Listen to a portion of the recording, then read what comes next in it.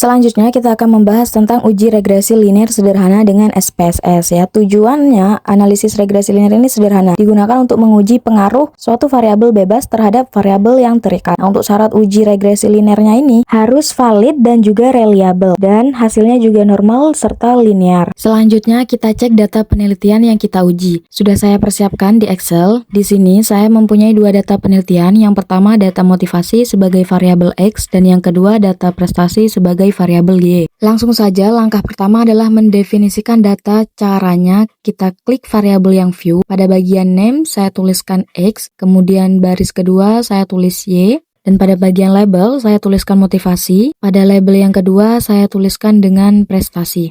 Kalau sudah, langkah selanjutnya kita klik data view.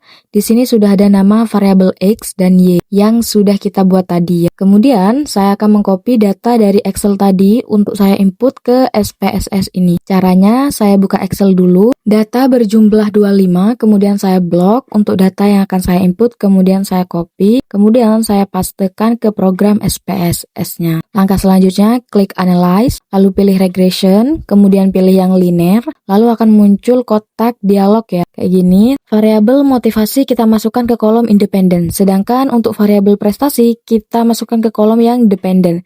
Jika sudah, tinggal diklik OK aja. Nah, ini adalah output dari SPSS. Untuk tahap berikutnya adalah menjelaskan atau menginterpretasi dari output yang sudah keluar ini. Yang pertama, output variabel entered atau removed. Untuk output bagian pertama, tabel di atas menjelaskan tentang variabel yang dimasukkan serta metode yang digunakan. Dalam hal ini, variabel yang dimasukkan adalah variabel motivasi sebagai variabel independen dan prestasi sebagai variabel dependen. Dan metode yang digunakan adalah metode enter. Output bagian kedua yang model summary, tabel di atas ini menjelaskan besarnya nilai korelasi atau hubungan R, yaitu 0,990. Dari output tersebut diperoleh koefisien determinasi atau R square sebesar 0,980 yang mengandung pengertian bahwa pengaruh variabel bebas atau motivasi terhadap variabel terikat atau prestasi adalah sebesar 98,0%. Untuk bagian yang ANOVA ini digunakan untuk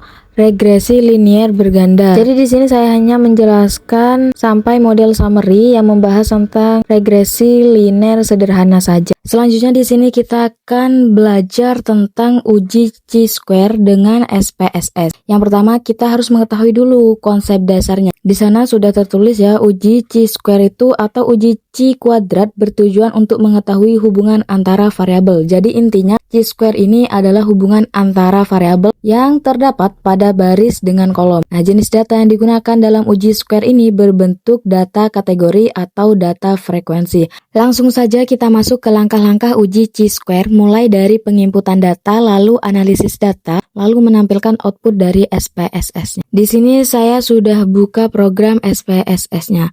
Caranya kita klik variable view, pada bagian name saya tuliskan jenis kelamin, tapi saya singkat aja jadi JK ya. Dan pada bagian label saya tulis jenis kelamin. Kemudian pada bagian values saya klik di sini. Ini muncul kotak dialog baru. Di sini kita akan mendefinisikan jenis kelamin yang ada, di mana kita beri kode 1 untuk label laki-laki, kemudian klik add, sedangkan 2 adalah untuk perempuan, lalu saya klik OK. Kemudian untuk baris kedua saya tulis TB atau tinggi badan. Nah, pada bagian label saya tuliskan tinggi badan. Kemudian pada bagian values saya klik di sini. Kita definisikan pengkodean ini. Value 1 untuk label tinggi, klik add 2 untuk label sedang, lalu add, lalu kode 3 untuk label pendek, lalu klik OK. Selanjutnya saya pilih data view di sini. Baik, di sini sudah ada dua variabel JK dan TB yang sudah kita buat tadi. Kemudian saya akan mengcopy data dari Excel. Tadi udah saya input ke SPSS ini. Data kode ke SPSS ini disebut input data. Caranya saya buka Excel dulu. Untuk kode jenis kelamin saya blok. Kemudian saya pilih copy, lalu saya paste di bagian jenis kelamin. Nah, untuk kode tinggi badan juga lakukan hal yang sama. Langkah selanjutnya, klik Analyze, kemudian saya pilih Descriptive Statistic, lalu pilih Cross Tab. klik, lalu ini muncul variabel baru ya di sini. Jenis kelamin saya masukkan ke kolom sebelah kanan pada tulisan row. Untuk tinggi badannya saya masukkan ke kolom selanjutnya, saya pilih statistik, lalu saya beri centang pada pilihan chi-square. Karena kita mau melakukan uji chi-square, lalu klik continue. Kemudian saya klik OK. Baik, di sini sudah muncul output SPSS, yakni output cross tab. Nah, untuk yang pertama cara menganalisisnya, untuk case processing summary di sini adalah menjelaskan data. Penelitiannya adalah jumlah sampelnya sebanyak 25 dan dimasukkan semua, jadi tidak ada yang dibuang. Artinya 100% masuk, baik itu pada data jenis kelamin atau tinggi badan. Untuk missing data yang tidak masuk ya 0. Yang kedua ada jenis kelamin, tinggi badan, cross tabulation.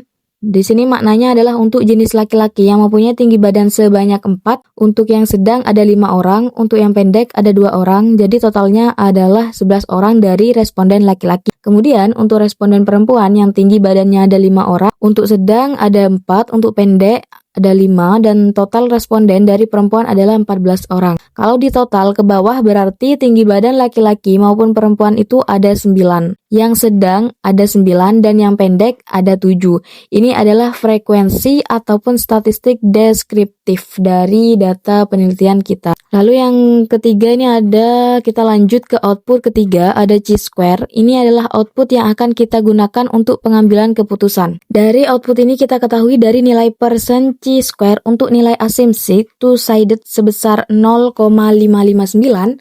Nah, karena nilai asimsiknya ini 0,559 atau lebih besar 0,65, maka dapat disimpulkan bahwa tidak terdapat hubungan yang signifikan antara jenis kelamin dengan tinggi badan. Nah, hal ini dapat diartikan pula bahwa jenis kelamin seseorang itu tidak mempunyai korelasi dengan tinggi badan orang ya.